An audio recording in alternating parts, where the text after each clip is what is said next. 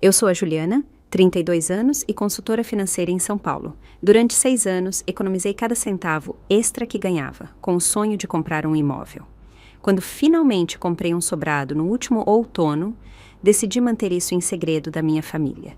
Essa decisão se mostrou mais sábia do que eu imaginava. Em um jantar de domingo, ouvi meus pais planejando a mudança do meu irmão, o Ricardo, e da família dele inteira para a minha casa nova, de graça, sem sequer me perguntar. Antes de te contar como tudo isso se desenrolou, me diz de onde você está assistindo. E se inscreva se quiser mais histórias sobre como se defender quando a família se aproveita de você. Crescendo na minha família, sempre houve uma regra não dita de que eu era a pessoa que deveria ajudar os outros, especialmente os parentes. Meus pais, a dona Lúcia e o seu Pedro, nos criaram com o valor de que a família vem em primeiro lugar, mas de alguma forma, esse fardo parecia recair mais sobre os meus ombros do que sobre os do meu irmão mais velho, o Ricardo. Eu amo minha família de paixão, mas com o passar dos anos, um padrão que eu só agora começava a reconhecer se desenvolveu. Ricardo, hoje com 36 anos, sempre foi o encantador, rápido com piadas e histórias. Ele também era notoriamente péssimo com dinheiro. Aos 25, ele já tinha acumulado dívidas no cartão de crédito, comprado uma moto e feito viagens caras. Aos 30, ele pegou dinheiro emprestado dos nossos pais para um negócio que faliu em menos de 6 meses. A cada vez, a família se unia em torno dele, oferecendo apoio financeiro e conforto emocional. Eu sempre era a pessoa que esperavam que contribuísse, seja emprestando o dinheiro que eu economizava com tanto cuidado ou oferecendo para ficar de babá de graça para os seus 3 filhos. A situação atual dele era particularmente difícil. 8 meses atrás, Ricardo perdeu o emprego em uma agência de publicidade depois que a empresa reduziu o quadro de funcionários.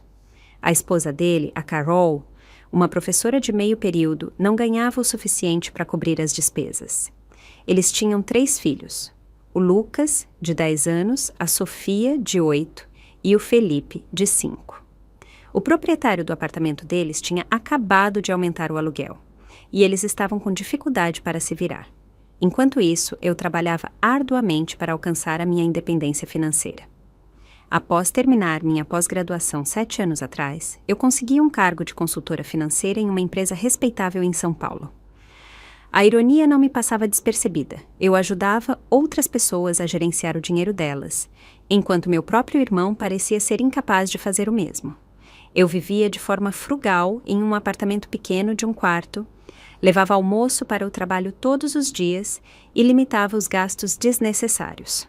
Todo mês, eu separava 30% da minha renda para o meu objetivo de comprar um imóvel. Quando alcancei a minha meta de poupança no início deste ano, comecei a pesquisar investimentos imobiliários. Um sobrado parecia a opção perfeita. Eu poderia morar em uma das unidades e alugar a outra para ajudar a cobrir a hipoteca. Após meses de busca, encontrei um charmoso sobrado de tijolinhos em um bairro tranquilo a cerca de 20 minutos do centro. Ele precisava de algumas reformas simples, mas a estrutura era boa e o preço estava dentro do meu orçamento. Trabalhei com um corretor de imóveis que me ajudou a navegar pelo processo de compra. A data de fechamento foi marcada e, à medida que o dia se aproximava, eu sentia uma crescente empolgação misturada com ansiedade. Esta era de longe a maior compra da minha vida e eu estava fazendo isso sozinha. Decidi não contar à minha família até que tudo estivesse finalizado, em parte porque eu queria fazer uma surpresa, mas também porque eu temia que eles pudessem encontrar uma maneira de fazer com que essa conquista fosse sobre o Ricardo e as necessidades dele. O dia em que assinei a documentação final e recebi as chaves foi emocionante. Sozinha no sobrado vazio, senti uma onda de orgulho e realização. Cada unidade tinha 2 quartos, um banheiro, uma sala de estar aconchegante e uma cozinha funcional. O quintal era pequeno, mas bem cuidado, com uma árvore que oferecia sombra nas tardes de verão. Tirei fotos de todos os cômodos, planejando reformas e ideias de decoração. Na semana seguinte, providenciei a conexão de serviços públicos e agendei uma empresa de limpeza para preparar as 2 unidades. Pesquisei as taxas de aluguel na área e criei um anúncio para a segunda unidade. Meu plano era me mudar para um dos lados em um mês e ter um inquilino no outro logo depois. A renda do aluguel cobriria cerca de 60% do meu pagamento mensal da hipoteca, tornando o investimento ainda mais sólido financeiramente. Liguei para alguns amigos para me ajudarem a mover alguns dos meus móveis para a unidade em que eu planejava morar. Passamos um sábado pintando a sala de estar e a cozinha em tons neutros e suaves. No final do dia, com caixas de pizza vazias sobre as bancadas novas e manchas de tinta nas nossas roupas, senti uma sensação de pertencimento e realização diferente de tudo que já tinha experimentado antes. Mal sabia eu que meus planos cuidadosamente traçados estavam prestes a colidir com a dinâmica da minha família de uma forma que eu jamais poderia ter previsto.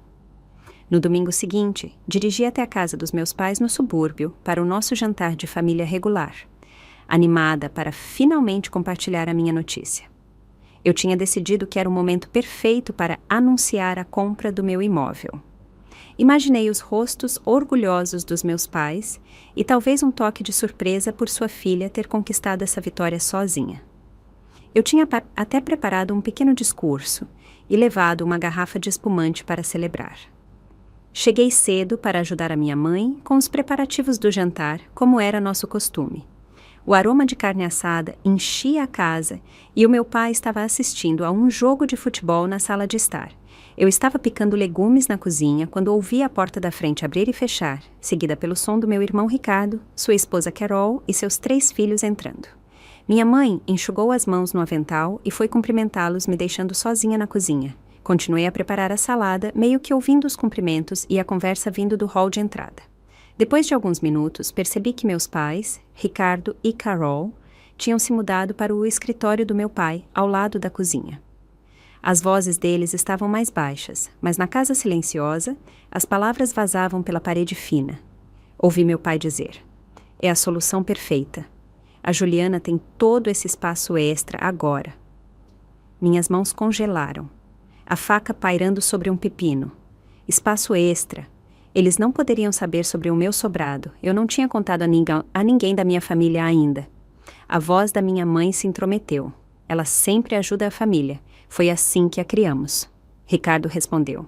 Seria um alívio enorme, principalmente para as crianças. Elas precisam de estabilidade agora. Então Carol acrescentou.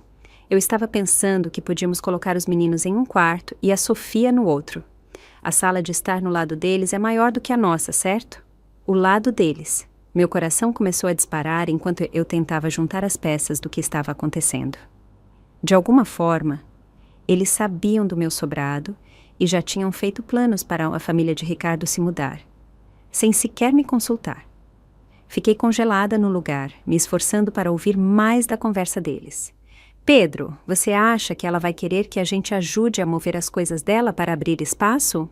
Minha mãe perguntou. Não precisa, Lúcia. Ricardo respondeu em vez do meu pai. Ela quase não tem móveis naquele apartamento dela, sempre economizando dinheiro em vez de viver um pouco.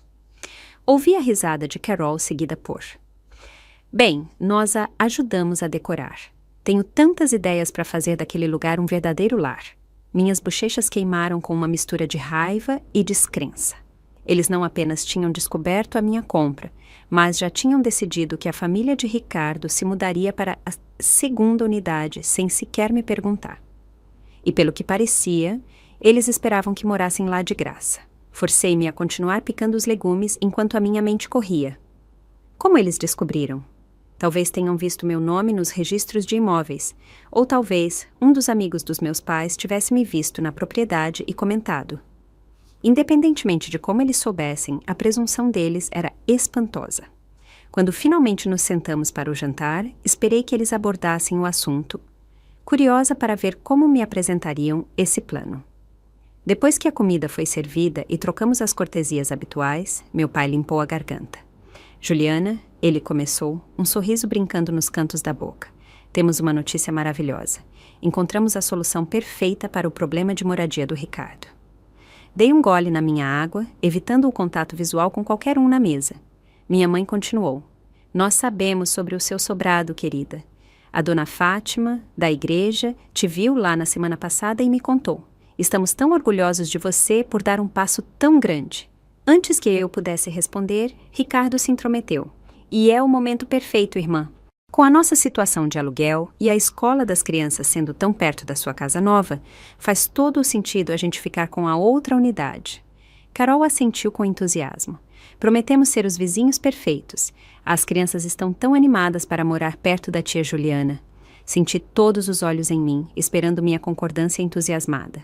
A expectativa na sala era palpável. Claro que eu diria sim. Quando eu já tinha dito não à minha família? Os filhos de Ricardo me observavam com expressões de esperança. Lucas, o mais velho, disse: "A mamãe disse que a gente pode ir a pé para a escola da Casa Nova, e você pode me ajudar com a minha lição de casa de matemática sempre que eu precisar." Forcei um sorriso, incapaz de decepcionar as crianças naquele momento.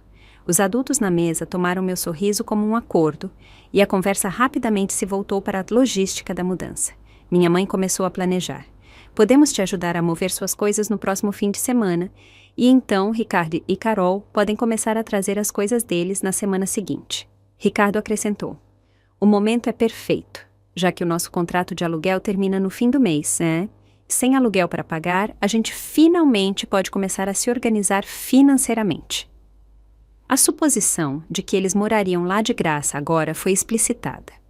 Ninguém na mesa parecia achar que isso era um pedido extraordinário.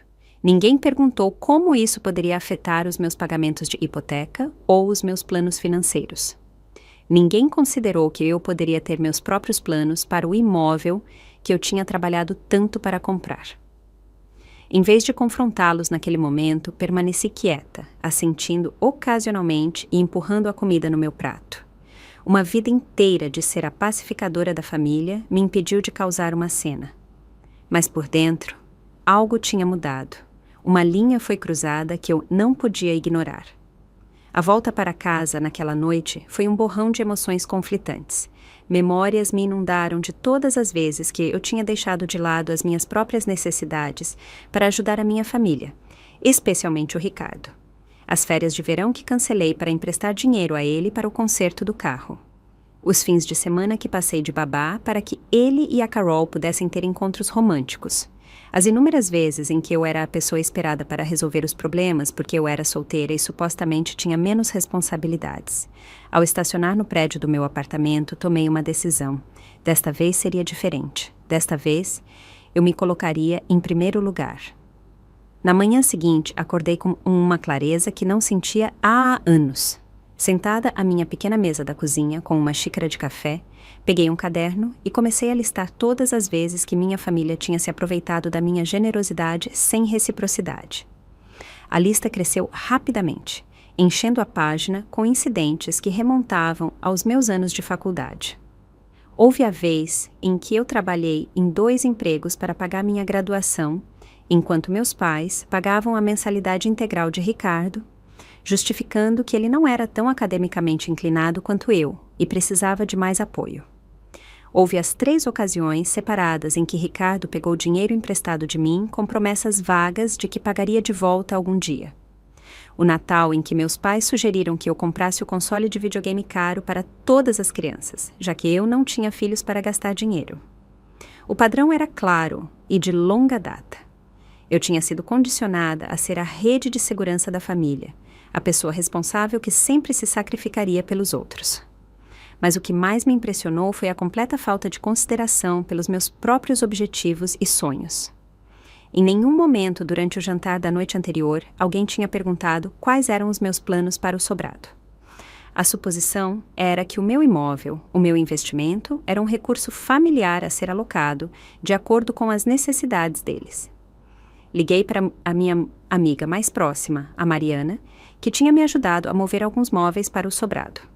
Quando expliquei a situação, a indignação dela por mim foi reconfortante. "Juliana, isso é absolutamente ridículo", ela exclamou. "Você economizou por anos para isso. É o seu investimento, o seu futuro. Eles não podem simplesmente decidir se mudar sem nem te perguntar, muito menos esperar morar lá de graça." "Mas eles são família", eu disse, agindo como defensora dos interesses deles por hábito. "E o Ricardo tem as crianças para pensar, má." Ser família não lhes dá o direito de se aproveitar de você. O Ricardo faria o mesmo por você se as situações fossem invertidas? Nós duas sabíamos a resposta para essa pergunta. Ricardo nunca tinha demonstrado o mesmo nível de sacrifício ou consideração por mim que era constantemente esperado na outra direção. Você precisa estabelecer limites, Juliana, Mariana continuou. Se você os deixar se mudar agora, especialmente de graça, você nunca mais vai tirá-los de lá, e o seu investimento se tornará um fardo financeiro em vez do ativo pelo qual você trabalhou tanto. Ela estava certa, e no fundo eu sabia disso. Depois da nossa ligação, tomei outra decisão. Eu não confrontaria a minha família diretamente ainda, mas seguiria em frente com o meu plano original para o sobrado. Na verdade, eu o aceleraria. Naquela tarde, entrei em contato com 3 empresas de gestão de imóveis e agendei consultas para o dia seguinte. Na noite de terça-feira, eu já tinha assinado um contrato com a administradora Nova Morada, uma empresa bem estabelecida e com excelentes avaliações. O gerente, o Daniel, me garantiu que eles poderiam encontrar inquilinos qualificados rapidamente, especialmente dada a localização desejável do meu sobrado. Decidi alugar as 2 unidades em vez de morar em uma delas. Isso maximizaria a minha renda de aluguel e criaria uma ruptura clara das expectativas da família. Eu poderia encontrar um apartamento pequeno mais perto do meu escritório, reduzindo o meu tempo de deslocamento e criando mais separação entre a minha vida pessoal e a familiar. Na sexta-feira, a Nova Morada já tinha alinhado vários possíveis inquilinos para a visitação. Tirei um dia de folga do trabalho para me encontrar com Daniel e preparar as 2 unidades para as visitas. Discutimos as taxas de aluguel, os termos do contrato e os requisitos para os inquilinos. Dado o mercado atual e a localização, ele sugeriu um contrato de 12 meses com um aluguel um pouco acima do que eu tinha calculado inicialmente, o que cobriria quase 75% da minha hipoteca. A semana seguinte foi um turbilhão de atividade. Enquanto evitava ligações e mensagens da minha família sobre os planos de mudança, eu estava secretamente me encontrando com possíveis inquilinos, revisando cadastros e preparando os contratos de locação. Evitei o jantar de domingo, alegando que tinha que trabalhar em um projeto urgente de um cliente, ganhando mais tempo. No final daquela semana, eu já tinha assinado contratos de locação com 2 inquilinos separados, ambos com excelentes históricos de crédito e empregos estáveis. A unidade, inicialmente destinada ao meu próprio uso, seria ocupada por um jovem casal de profissionais, o Bruno e a Alice, que trabalhavam em um hospital próximo.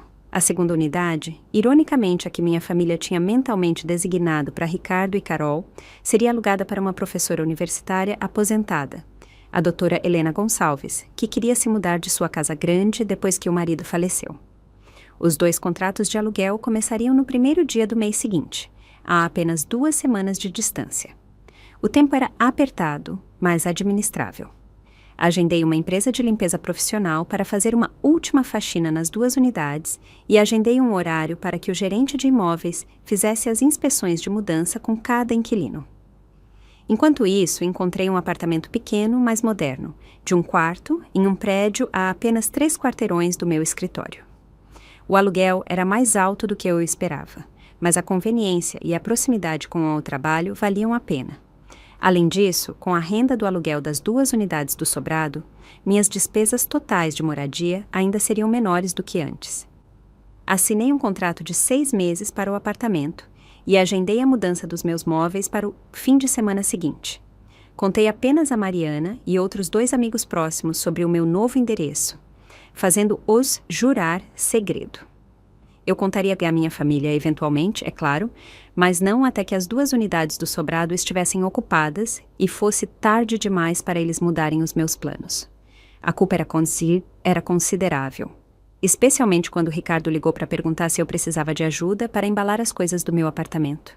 Eu dei respostas vagas sobre não estar pronta ainda e ter tudo sob controle.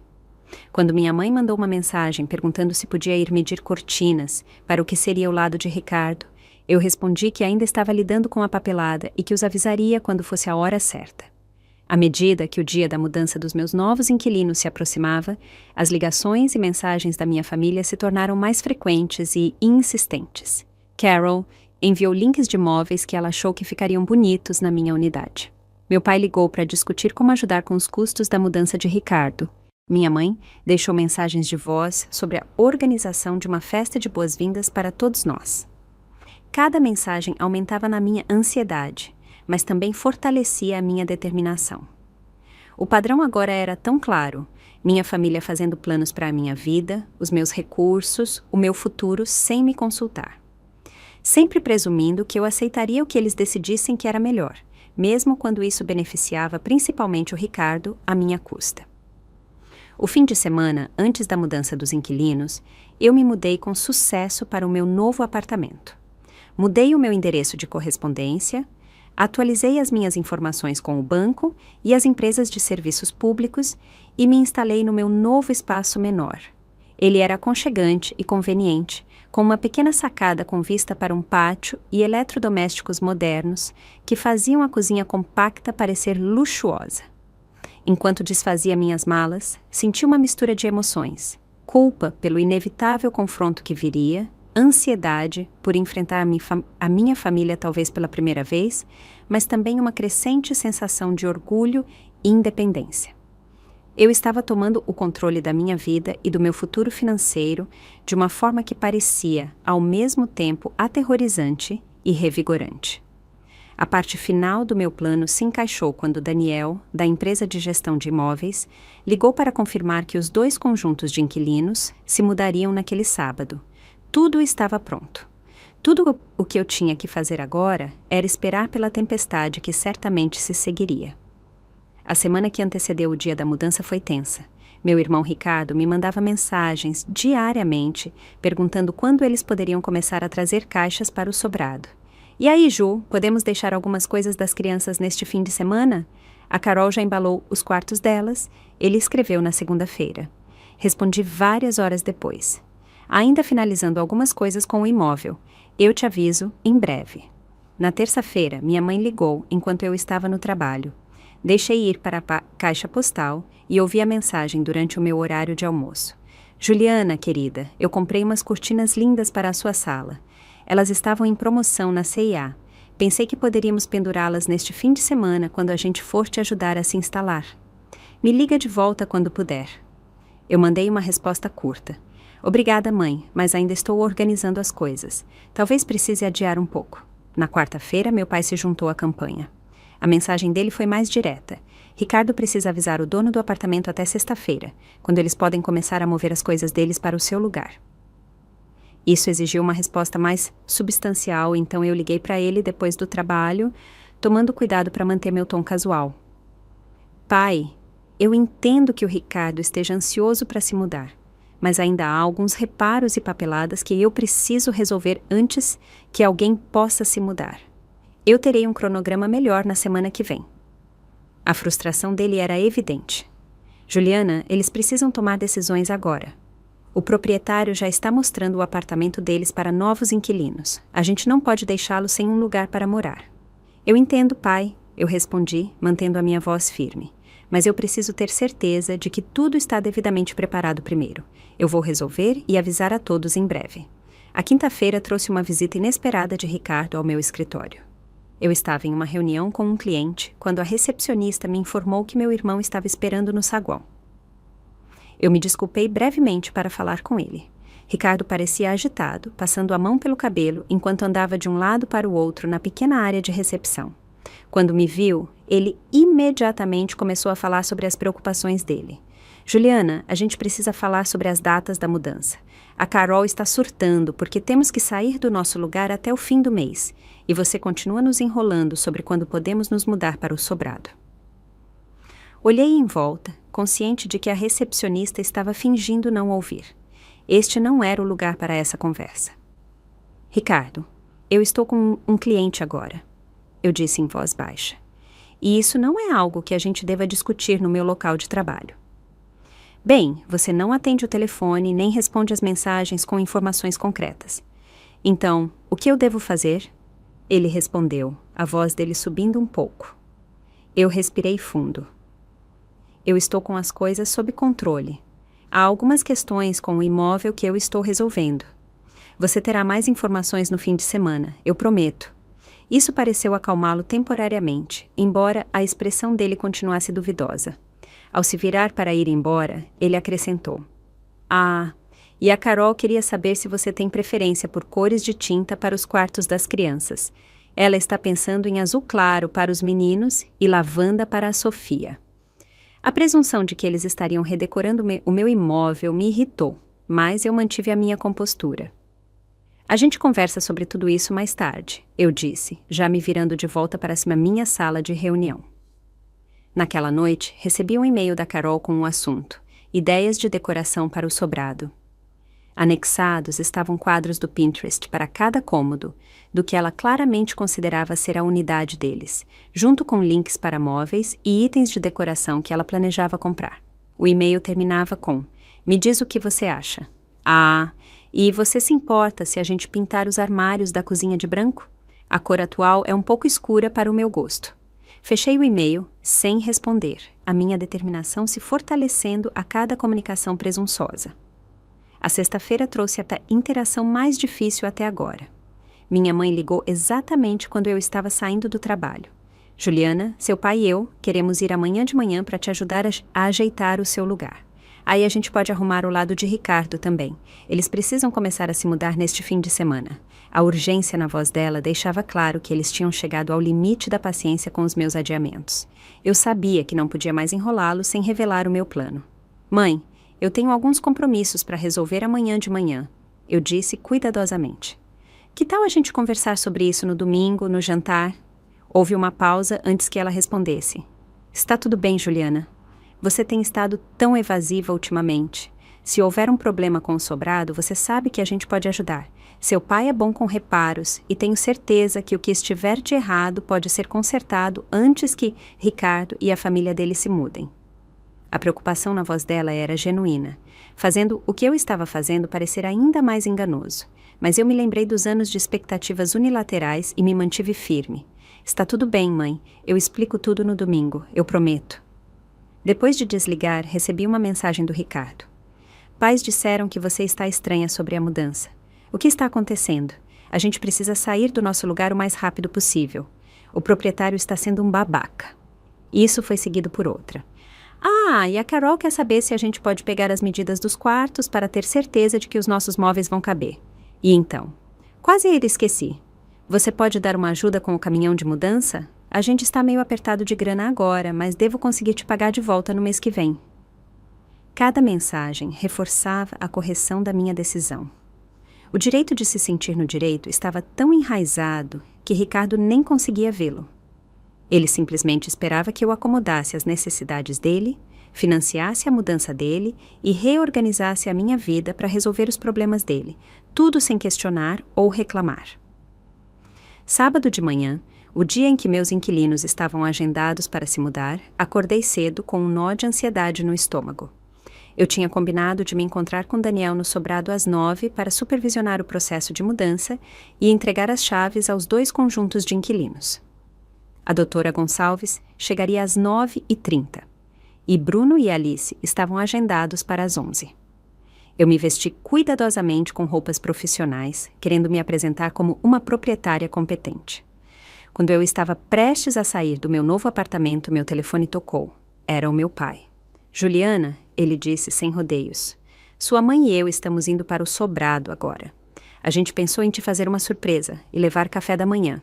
Ricardo e Carol estão se encontrando com a gente lá com algumas caixas. Meu coração disparou.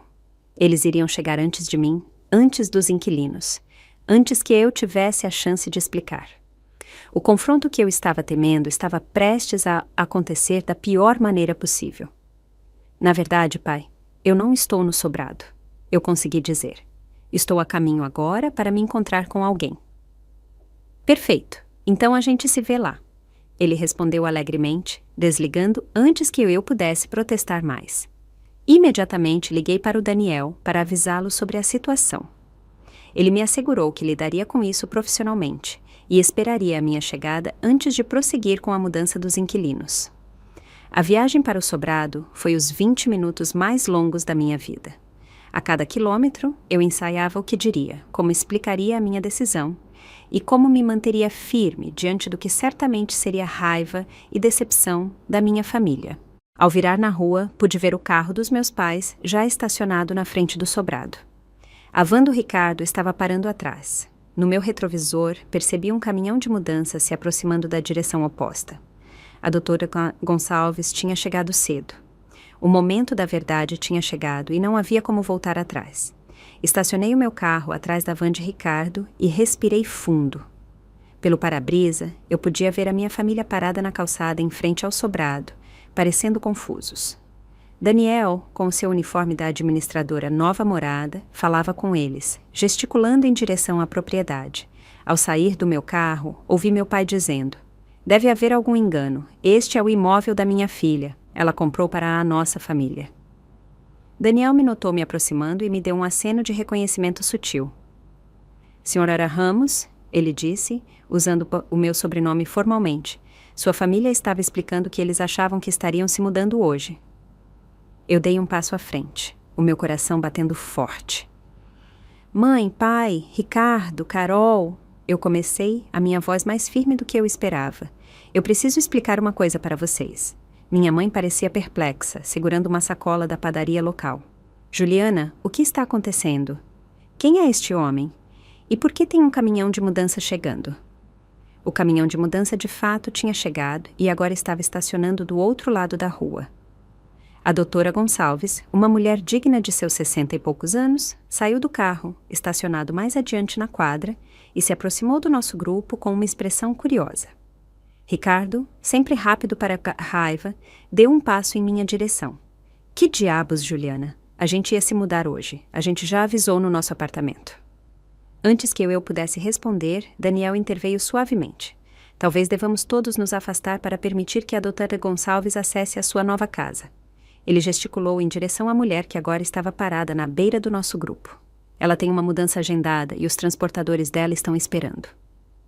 "A casa nova dela?" Carol repetiu, a voz dela subindo. "O que ele está falando, Juliana?" Todos os olhos se voltaram para mim. O momento que eu tinha temido e me preparado tinha chegado. Eu endireitei os meus ombros e falei claramente. "Eu aluguei as 2 unidades do sobrado para inquilinos. A doutora Gonçalves está se mudando para a unidade A hoje, e outro casal está se mudando para a unidade B mais tarde nesta manhã." O silêncio que se seguiu foi ensurdecedor. Minha mãe ofegou, o rosto do meu pai escureceu de raiva, e Ricardo me encarou em descrença. Daniel, sentindo a tensão, se virou para a doutora Gonçalves. "Doutora, se a senhora me der alguns minutos para resolver este assunto de família, eu estarei com a senhora para completar o seu processo de mudança." Ela assentiu compreensivamente e voltou para o carro para esperar. "Você fez o quê?" Meu pai finalmente perguntou, a voz dele perigosamente baixa. "Eu aluguei as 2 unidades", eu repeti. "Eu assinei contratos de 1 ano com inquilinos qualificados através da administradora Nova Morada." Ricardo explodiu. "Você está de brincadeira? A gente não tem pra onde ir, Juliana. A gente avisou. Onde a gente vai morar em 2 semanas?" Carol começou a chorar, virando-se do grupo e pegando o telefone, presumivelmente para mandar uma mensagem a alguém sobre essa novidade. Minha mãe deu um passo à frente e colocou a mão no meu braço. "Querida, deve haver algum mal-entendido. A gente conversou sobre isso.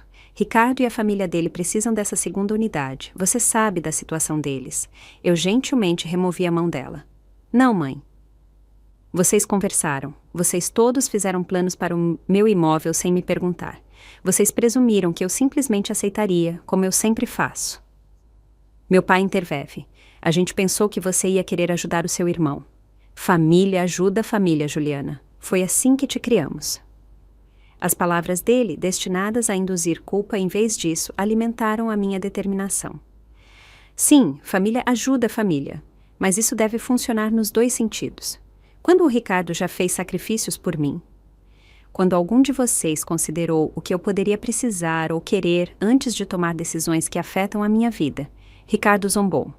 "Ah, lá vamos nós com a rotina da coitadinha da Juliana. Você tem um bom emprego, não tem filhos, não tem responsabilidades de verdade. Alguns de nós têm problemas de verdade." O desprezo dele pela minha vida e pelas minhas escolhas foi a gota d'água. 6 anos economizando, negando a mim mesma luxos e férias, trabalhando horas extras e nos fins de semana para alcançar o meu objetivo de comprar um imóvel, tudo reduzido a não ter responsabilidades de verdade. Responsabilidades de verdade, eu rebati, a minha voz subindo apesar dos meus esforços para me manter calma. Como responsabilidade financeira, porque pelo que estou vendo, você nunca demonstrou ter nenhuma.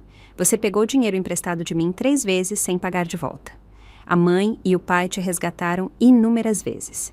E agora você esperava morar no meu imóvel de investimento de graça, sem se importar com como isso afetaria os meus pagamentos de hipoteca ou o meu futuro financeiro. A essa altura, Bruno e Alice tinham chegado para a mudança deles e estavam assistindo ao drama da nossa família se desenrolar do carro deles. Daniel foi discretamente falar com eles, explicando o atraso. Minha mãe começou a chorar e meu pai colocou o braço em volta dos ombros dela. Eu nunca pensei que você fosse ser tão egoísta, Juliana, ele disse, a decepção evidente no tom de voz dele. O seu irmão tem filhos para pensar. Eu não estou sendo egoísta. Eu respondi firmemente. Estou sendo realista. Este sobrado é um investimento pelo qual eu trabalhei duro. Eu tenho uma hipoteca para pagar. Se Ricardo e a família dele morassem aqui de graça, eu seria a única, cobrindo o custo inteiro. Como isso é justo? Carol se juntou à conversa, a expressão dela dura. Nós teríamos ajudado com as despesas pelo menos, e Ricardo está procurando trabalho. Assim que ele encontrar algo, a gente poderia ter contribuído. Eu balancei a cabeça. Isso não é o suficiente. E com base em experiências passadas, eu não acredito que isso teria acontecido de qualquer maneira. Quanto tempo demoraria para um mês se tornar 6 e 6 se tornar um ano? Quanto tempo demoraria para que o meu investimento se tornasse um fardo financeiro em vez de um ativo? Ricardo se virou para os meus pais. Vocês acreditam nisso, depois de tudo o que a gente fez por ela? Aquela afirmação me deixou em silêncio momentaneamente. Tudo o que eles tinham feito por mim. Minha mente correu através de anos de ser a pessoa esperada para ficar de babá de última hora, para emprestar dinheiro que eu nunca recebi de volta, para reorganizar a minha agenda, para acomodar as necessidades de Ricardo. O que exatamente vocês fizeram por mim, Ricardo? Perguntei calmamente. Me diga uma vez que você colocou as minhas necessidades à frente das suas. Uma vez que você sacrificou algo por mim. Ele hesitou, incapaz de dar um exemplo. Meu pai interveio.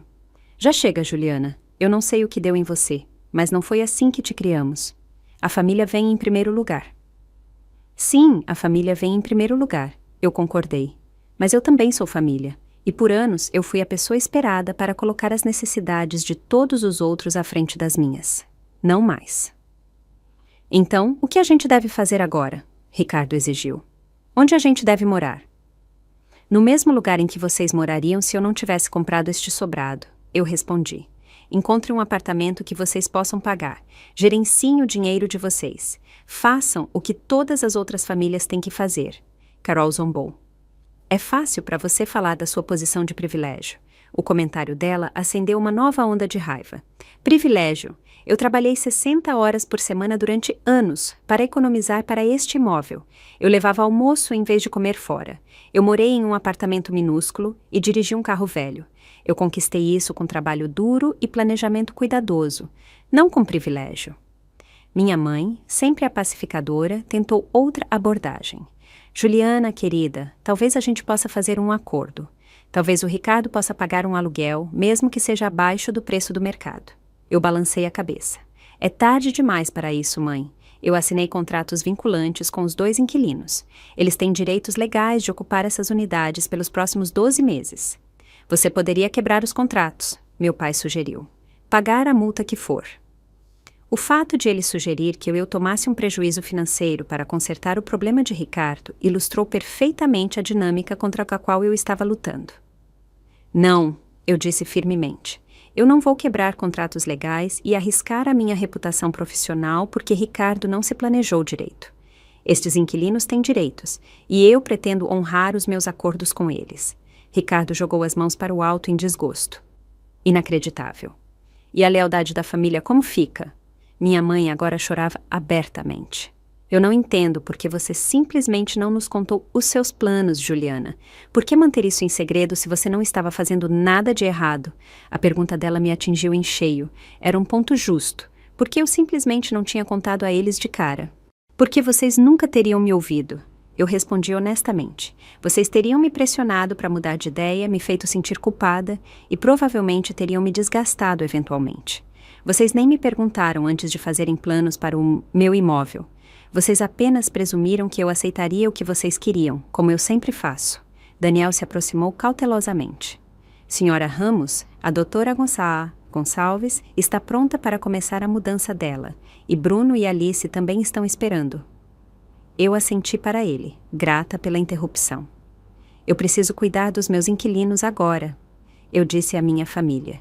A gente pode continuar essa discussão mais tarde, se quiserem, mas a minha decisão é final. O rosto do meu pai era uma máscara de decepção enquanto ele pegava no braço da minha mãe. Vamos, Lúcia. Claramente, Juliana fez a da escolha dela. Ricardo permaneceu desafiador.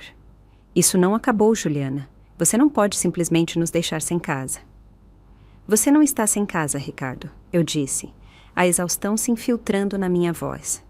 Você tem 2 semanas para encontrar um lugar novo. Muitas famílias conseguem isso todos os dias. Carol agarrou o braço dele. Vamos, Ricardo. Ela obviamente não se importa com a gente ou com as crianças. Vamos embora. Ao se virarem para ir, minha mãe olhou para trás com lágrimas nos olhos. Eu não te reconheço mais, Juliana. Esta não é a filha que eu criei. As palavras dela me machucaram, mas eu me mantive firme enquanto todos eles entravam em seus carros e se afastavam. Só quando eles estavam fora de vista, eu me permiti relaxar os ombros e as lágrimas se acumularem nos meus olhos. Daniel se aproximou e me entregou um lenço. Isso foi difícil, ele disse gentilmente, mas se serve de algo, eu acho que você fez a coisa certa. Enxuguei os meus olhos e endireitei a minha postura. Obrigada. Agora vamos fazer com que a doutora Gonçalves se mude para a casa nova dela.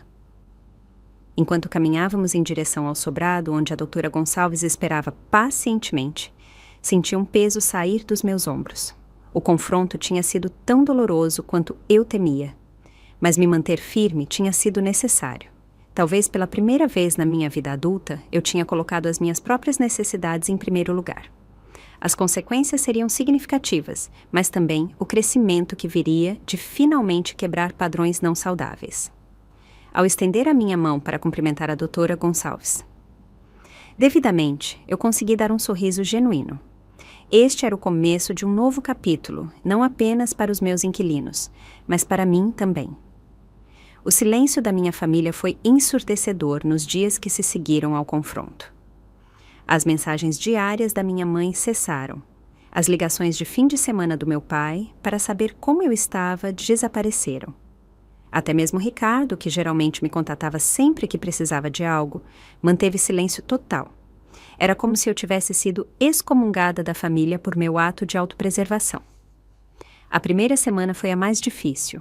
Eu pegava o meu telefone para ligar para minha mãe, depois o colocava de volta, lembrando a mim mesma que eu não tinha feito nada de errado. Eu apenas tinha protegido o meu investimento e estabelecido um limite que há muito tempo era necessário. Ainda assim, 32 anos de condicionamento eram difíceis de superar. A culpa pesava muito, especialmente à noite, quando eu ficava acordada no meu novo apartamento, me perguntando se eu tinha sido muito dura, muito abrupta na minha abordagem. Mariana se mostrou um apoio inestimável durante esse tempo. Ela veio com comida e vinho 3 dias depois do confronto, me deixando desabafar as minhas emoções complicadas. Eu continuo duvidando de mim mesma. Eu admiti, encolhida no meu sofá novo. Talvez eu devesse ter deixado eles ficarem com o sobrado. Talvez eu esteja sendo egoísta. Mariana me olhou incrédula. Juliana, você está se ouvindo? Você trabalhou por 6 anos para economizar para este imóvel. 6 anos! E eles esperavam morar lá de graça sem sequer discutir isso com você. Como proteger o seu investimento é egoísmo? Mas eles são família, eu disse fracamente, o argumento soando vazio até para os meus próprios ouvidos. Sim, e a família deve se apoiar mutuamente, não apenas pegar e pegar e pegar, ela respondeu firmemente. Quando foi a última vez que Ricardo sacrificou algo por você? Eu não consegui pensar em um único exemplo. Exatamente, Mariana continuou. Este é um padrão que precisava ser quebrado. E, honestamente, você fez um favor a Ricardo a longo prazo. Ele precisa aprender a ter responsabilidade financeira, não ganhar outro resgate. No fundo, eu sabia que ela estava certa.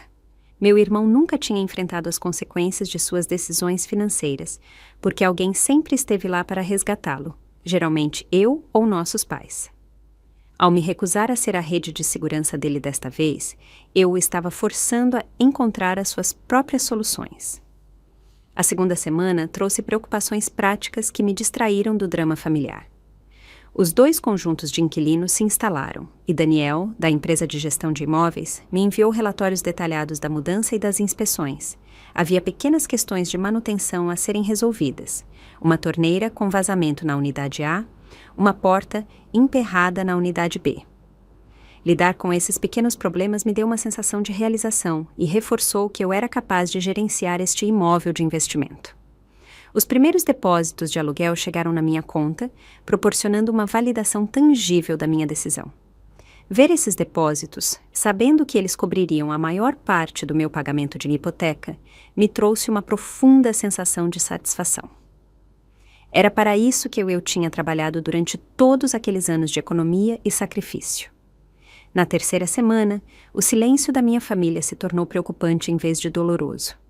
Eu me perguntava como Ricardo e Carol estavam se virando com a situação de moradia deles, se eles tinham encontrado um lugar novo antes que o contrato de aluguel deles expirasse. Apesar do nosso desentendimento, eu me importava com eles e especialmente com a minha sobrinha e meus sobrinhos. Eu finalmente cedi e mandei uma mensagem para minha mãe, só para saber como vocês estão. Espero que todos estejam bem. A resposta dela veio horas depois, curta e formal. Estamos bem. Ricardo e Carol encontraram um apartamento, menor do que eles queriam, mas acessível. A concisão da mensagem me machucou, mas fiquei aliviada em saber que eles tinham encontrado moradia. Eu respondi: fico feliz em saber disso. Sinto a sua falta. Ela não respondeu. Um mês depois do confronto, recebi uma carta escrita à mão da minha mãe. A visão da caligrafia familiar dela no envelope me fez chorar antes mesmo de eu abri-lo. Dentro, havia uma carta de 4 páginas, a primeira comunicação real desde aquele dia no sobrado. Minha querida Juliana, ela começou. Levou algum tempo para eu processar o que aconteceu e tentar entender a sua perspectiva.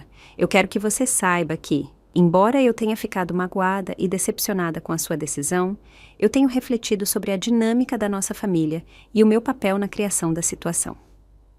Ela continuou, reconhecendo que a família muitas vezes tinha tomado a minha generosidade como garantida e tinha desenvolvido expectativas que não eram justas para mim. Ela admitiu que Ricardo tinha sido autorizado a depender demais do apoio da família sem desenvolver a sua própria responsabilidade. Seu pai e eu tínhamos boas intenções, ela escreveu. A gente queria ajudar o Ricardo a passar por um momento difícil, mas deveríamos ter perguntado a você primeiro, não presumido que você aceitaria o nosso plano. Isso foi errado da nossa parte, e eu sinto muito. O pedido de desculpas dela trouxe novas lágrimas. Era mais do que eu esperava e exatamente o que eu precisava ouvir. Ela continuou. Ricardo e Carol encontraram um apartamento de 2 quartos do outro lado da cidade. Não é o ideal, mas está dentro do orçamento deles. As crianças estão dividindo um quarto, o que tem sido um ajuste, mas elas são resilientes. Ricardo encontrou um trabalho de meio período em um depósito enquanto continua a procurar algo na área dele. Carol tem pegado mais horas como professora. Eles estão se virando, o que eu acho que é o mais importante. A carta terminava com um ramo de oliveira cauteloso. Adoraríamos te ver no jantar de domingo esta semana, se você estiver disposta. Eu não posso prometer que não haverá tensão, mas posso prometer que seu pai e eu faremos um esforço para respeitar os seus limites. Ricardo talvez precise de mais tempo. Com amor, sempre, mamãe. Eu segurei a carta contra o meu peito, sobrecarregada com alívio e gratidão. Não era uma resolução completa, mas era um começo. O reconhecimento da minha perspectiva e o pedido de desculpas pela presunção deles significavam mais do que eu poderia expressar. Naquele domingo, dirigi até a casa dos meus pais com uma mistura de ansiedade e esperança. Quando minha mãe abriu a porta, houve um momento de hesitação desajeitada antes que ela me puxasse para um abraço apertado. Eu senti sua falta, ela sussurrou. Eu também senti a sua falta, mãe. Eu respondi, contendo as lágrimas. O jantar foi contido em comparação com os nossos encontros familiares habituais. Ricardo, Carol e as crianças não estavam presentes, o que provavelmente era o melhor. Meu pai estava reservado no início, mas à medida que a refeição progredia, ele começou a relaxar. Na sobremesa, já estávamos tendo algo que se assemelhava a uma conversa normal. Antes de eu ir embora, meu pai me chamou de lado. Foi errado da nossa parte fazer planos para o seu imóvel sem te consultar. Ele admitiu de forma ríspida. Você trabalhou duro para esse sobrado. É seu para fazer o que quiser. Vindo do meu pai, esse reconhecimento era significativo. Ele nunca tinha sido de admitir erros facilmente. Obrigada, pai, eu disse, dando um abraço nele. Isso significa muito para mim. O caminho para uma reconciliação completa foi mais longo com Ricardo e Carol. Eles recusaram os próximos jantares de família quando souberam que eu estaria presente. Quando finalmente nos vimos na festa de aniversário do meu sobrinho, 2 meses depois, a tensão era palpável. Ricardo foi educado, mas a Carol mal me reconheceu. Pelo menos eles foram civilizados. As crianças, felizmente, não tinham mudado o carinho por sua tia. Sofia me abraçou assim que eu cheguei, e Lucas me mostrou ansiosamente o projeto de ciências dele. Até o pequeno Felipe quis sentar no meu colo durante o bolo, uma normalidade que ajudou a aliviar a atmosfera tensa. À medida que os meses passavam, a dinâmica familiar mudou lentamente. Meus pais começaram a me tratar com um novo respeito, me consultando sobre decisões em vez de me informar depois que as coisas já tinham acontecido. Eles pararam de automaticamente oferecer o meu tempo e os meus recursos para as necessidades da família. Foi uma mudança sutil, mas profunda, que validou a minha decisão de me defender. Ricardo e Carol permaneceram distantes, mas houve pequenos sinais de progresso. Ricardo me enviou uma mensagem quando conseguiu um cargo em tempo integral em uma empresa local. Um pequeno ramo de oliveira que eu agradecidamente reconheci com parabéns. Carol me incluiu em um grupo de mensagens sobre arrecadações de fundos da escola, uma inclusão menor que, no entanto, indicava um descongelamento nas relações. O mais surpreendente, no entanto, foi que meu irmão parecia estar desenvolvendo uma responsabilidade financeira que antes era ausente. De acordo com a minha mãe, ele e Carol tinham criado um orçamento e estavam se mantendo nele. Eles até tinham começado uma pequena conta poupança, algo inédito na vida de casados deles. Quando o Natal se aproximou, me peguei tanto esperando quanto temendo o feriado. Seria o primeiro grande encontro de família desde o incidente do sobrado, como eu tinha passado a pensar nele. Quando minha mãe ligou para confirmar que eu estaria presente, ela mencionou casualmente que Ricardo e Carol estariam lá com as crianças. Eles estão indo melhor agora, ela acrescentou. Ricardo especialmente. Eu acho que toda essa experiência foi um alerta para ele. Quando o dia chegou, eu levei uma garrafa de vinho e a minha torta de abóbora especial, uma espécie de armadura para a reunião potencialmente desconfortável. Para a minha surpresa, Ricardo me cumprimentou na porta, oferecendo um sorriso tímido. Oi, Ju, ele disse. Bom te ver. Bom te ver também, eu respondi, falando sério, apesar do meu nervosismo. O dia não foi sem os seus momentos constrangedores, mas, no geral, foi mais agradável do que eu tinha ousado esperar. Durante um momento tranquilo na cozinha, Ricardo se aproximou de mim enquanto eu enchia o meu copo de água. Eu quero me desculpar, ele disse, claramente desconfortável, mas determinado. O que a gente tentou fazer com o seu sobrado não foi certo. A gente não deveria ter esperado que você nos abrigasse de graça. O pedido de desculpas dele, embora tardio, era sincero. Eu podia ver que custou algo a ele admitir que estava errado. Obrigada, Ricardo, eu disse. Isso significa muito para mim. Ele assentiu, então acrescentou. O apartamento que a gente encontrou acabou sendo bom. Está nos ensinando a viver dentro dos nossos meios, o que eu acho que já era a hora. Foi talvez a afirmação mais autoconsciente que eu já tinha ouvido do meu irmão. Eu sorri. Fico feliz que as coisas estejam dando certo. E eu comecei uma conta poupança, ele continuou, um toque de orgulho na voz. Ainda não tem muito nela, mas é um começo. Isso é ótimo, Ricardo, eu disse calorosamente. De verdade, muito bom. Enquanto eu dirigia para casa naquela noite, refleti sobre a jornada dos últimos 6 meses. O confronto no sobrado tinha sido doloroso e perturbador, mas também tinha sido necessário. Ao me defender, eu não apenas protegi o meu investimento financeiro, mas também catalisei mudanças importantes na dinâmica da minha família. Meu relacionamento com os meus pais era mais forte e mais equilibrado do que antes. Ricardo estava dando passos em direção à responsabilidade financeira, e eu tinha crescido em confiança e autorrespeito, aprendendo que estabelecer limites, embora difícil, era essencial para relacionamentos saudáveis. O sobrado em si estava se mostrando um excelente investimento. Ambos os inquilinos eram confiáveis e respeitavam o imóvel. A renda do aluguel cobria a maior parte da minha hipoteca, me permitindo construir patrimônio enquanto também economizava para futuros investimentos. A doutora Gonçalves até me enviou um cartão de Natal, me agradecendo por fornecer uma casa tão adorável para o novo capítulo da vida dela. Ao destrancar a porta do meu apartamento, senti uma profunda sensação de paz. O caminho não tinha sido fácil, mas tinha levado ao crescimento para todos nós. E talvez o mais importante, eu tinha aprendido a valorizar as minhas próprias necessidades e objetivos, tanto quanto eu valorizava os da minha família. 6 meses depois do confronto no sobrado, a minha vida se instalou em um novo normal que teria sido inimaginável 1 ano antes. O meu apartamento de um quarto perto do meu escritório tinha se tornado um verdadeiro lar, decorado com intenção em vez de sobras e coisas usadas.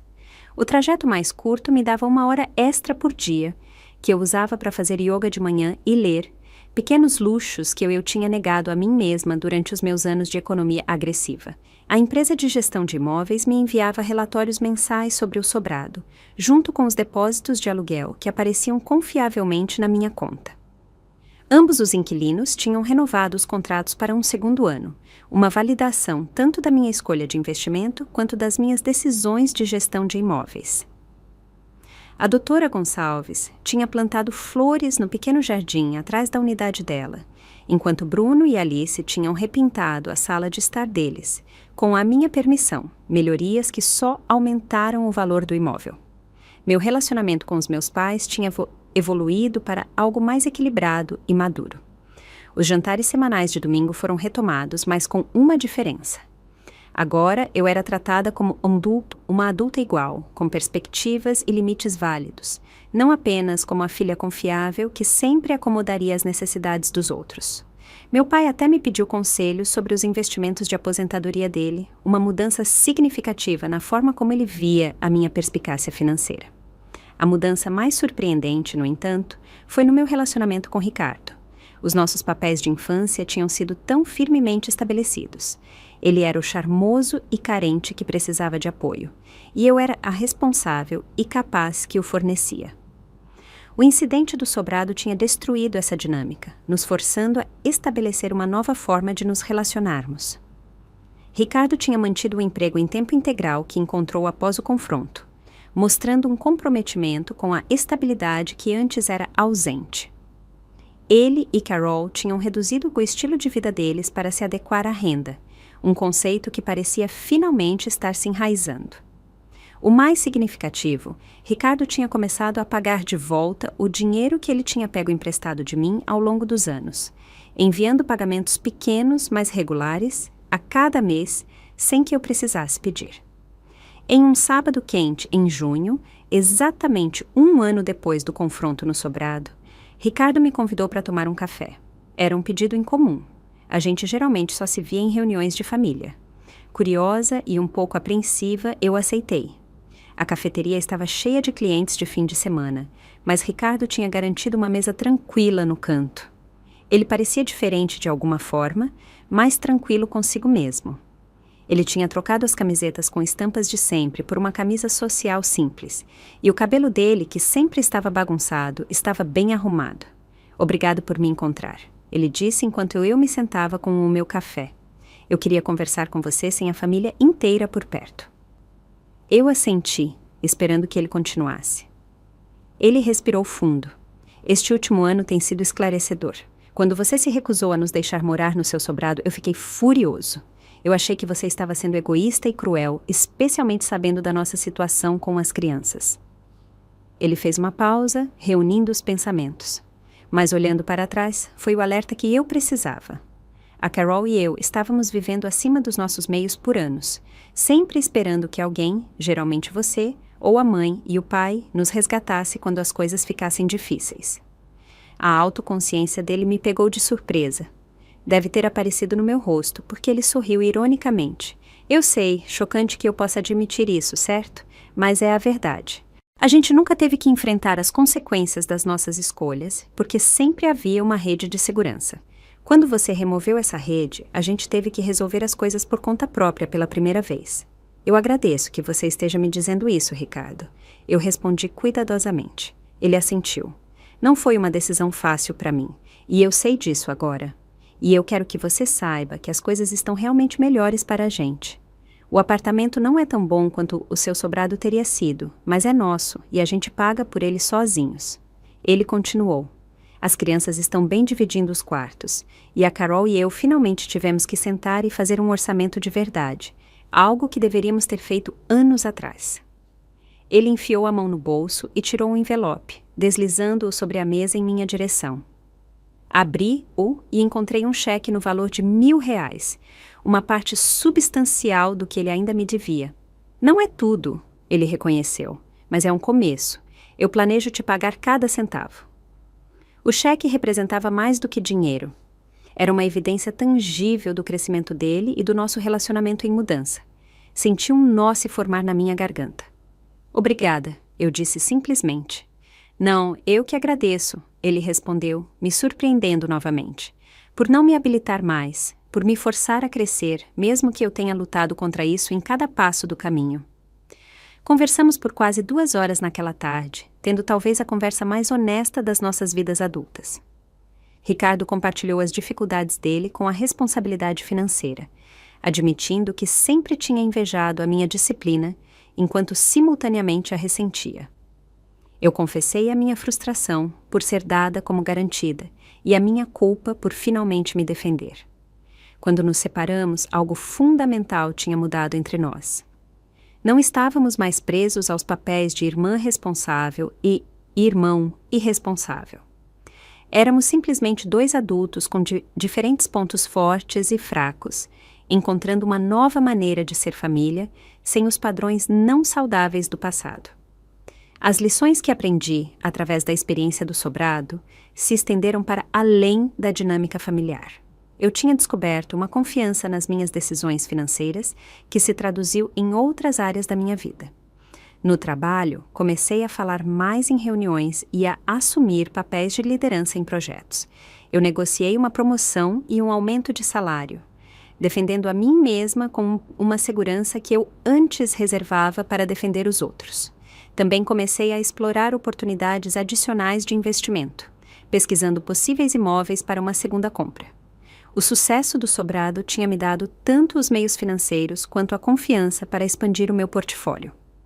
Eu consultei consultores financeiros e profissionais do mercado imobiliário, abordando cada investimento em potencial com análise cuidadosa em vez de decisões emocionais. Meus relacionamentos pessoais também se beneficiaram do meu recém-descoberto estabelecimento de limites. Eu me tornei mais seletiva sobre como eu gastava o meu tempo e a minha energia, priorizando conexões que eram recíprocas e de apoio. Aprendi a dizer não sem explicações elaboradas ou desculpas, uma habilidade simples que, no entanto, transformou a forma como eu me movia pelo mundo. A temporada de festas trouxe outro marco.